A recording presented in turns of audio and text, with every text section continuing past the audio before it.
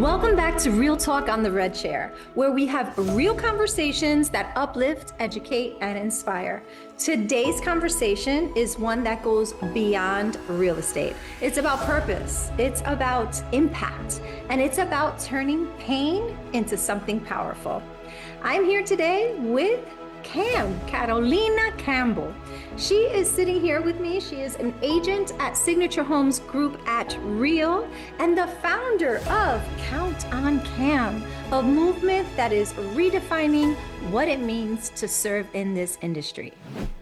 Cam, Hey. I'm so honored to have you here. How are you? I'm good. Thank I'm you for good. having And I'm blessed to have you with our brokerage. Awesome. Thank you for having me. I'm so glad for this opportunity. I'm really grateful. So thank you, thank you, thank you. You are very, very welcome.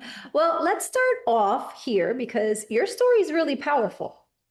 So I really want to start with some certain things that I want to go over with you. Yeah. You didn't just get into real estate to sell homes. This is personal. Yes, absolutely. So take us back. What happened to the woman sitting in this chair today?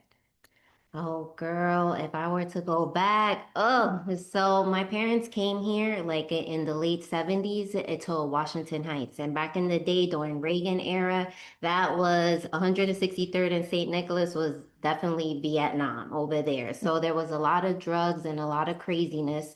So my parents wanted to move to New Jersey because it was a safe environment. But unfortunately, that lifestyle took a hold of my father and he ended up having, he was going through some things, and unfortunately that really caused a lot of trauma within my family. And unfortunately with my sister, she ended up losing her life because she wasn't really as resilient to be able to recover from the trauma that has happened in her life. And that initially is what inspired me to change my concept of real estate. Wow.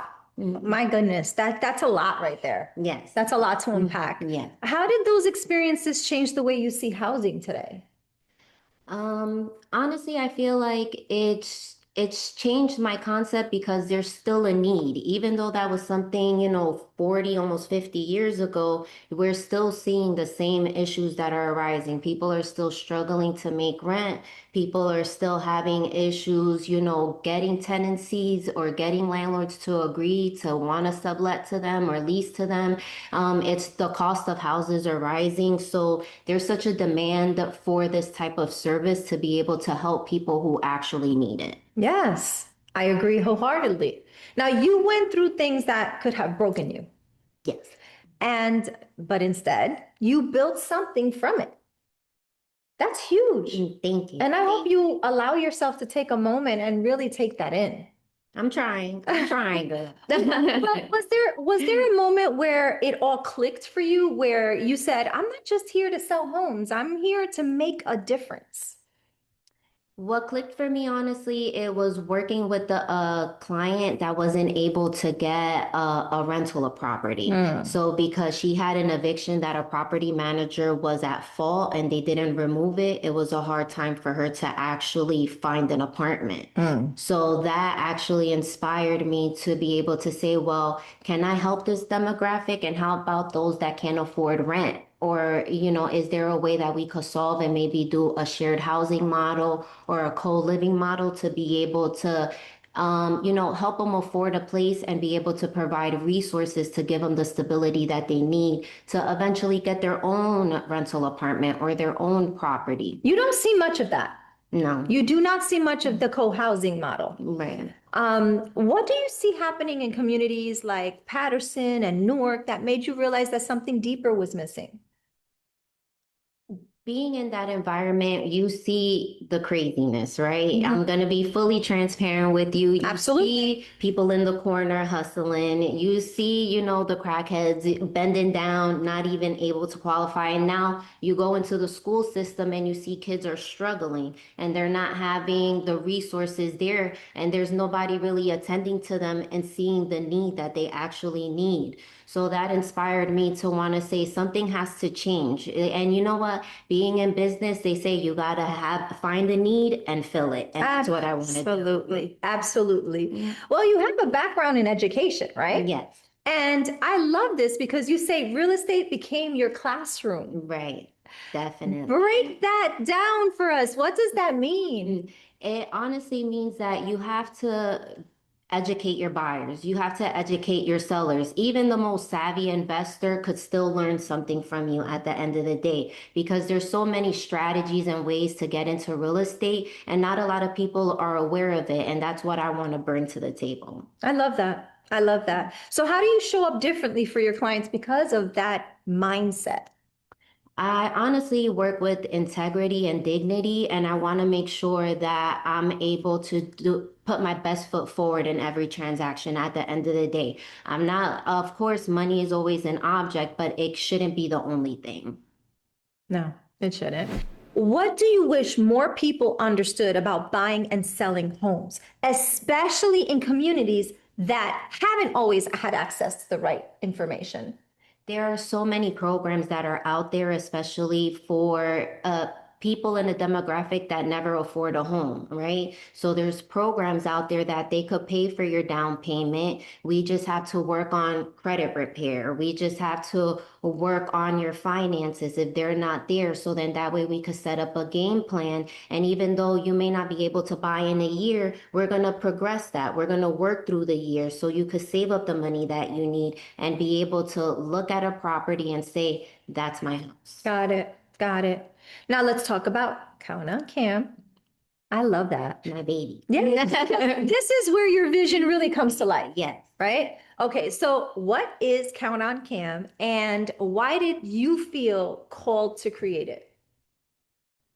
Honestly, it was just, I can't say why, but I feel like God put me here to do it, and that's what I'm here to do. So essentially, with transitional living or shared living, I'm here to provide a shared environment with similar people who are in a struggle and they need the resources. So not only do they get a stability, but they also get resources and a community of like-minded people that are progressing and growing to want more and be better. And there's so many people like that, right? Yes. We talked about adults with special needs. We've talked about single mothers. You know, there's just so many different categories of people. You have mentioned this to me. Absolutely. Absolutely. There's even the elderly demographic as well. A lot of people are not able to afford their taxes on their properties, especially in Montclair and even places like Patterson. And what happens to those elderly people? Where can they go? Where do they go? A lot of times they go into a shelter or they go into other places because they can't afford their homes anymore. And we want to be able to provide those resources and give them stability because they've served our community long enough and it's time for us to show up for them. You know what's interesting, Cam? Every year we feed the homeless, and I was in church when they were talking about the statistics of homelessness, and a lot of people automatically assume it's the drug addict or it's something, and it's actually higher percentage of elderly people that are homeless because once they come to retirement, they can't afford living. Exactly, exactly. And that's the sad part. So this isn't just about giving someone a place to stay. This is about rebuilding lives. Exactly. Okay. So what does that look like in real life? In some places and in some locations, they may be able to share a room, but we would make sure that everybody has their own space. So then that way they could still be able to afford a place to stay. A lot of times people get deterred about, I don't want to share a room. I need my privacy. But if you were to go to a shelter, you're sharing the whole space. Right. Right. So two single moms is better than a whole platform of 20 to 30 people in one room. Exactly. Understood. Okay. So what kind of resources are you connecting people to? So we have a slew of resources. So, we have food kitchen pantries that are willing to help. We have churches that do food drives that are willing to do donations. We have nonprofit organizations that help with credit score, that help with the legal services. So there's so many nonprofit organizations that actually are looking to do good and willing to collaborate with people who want to do the same thing that I'm doing. Yeah.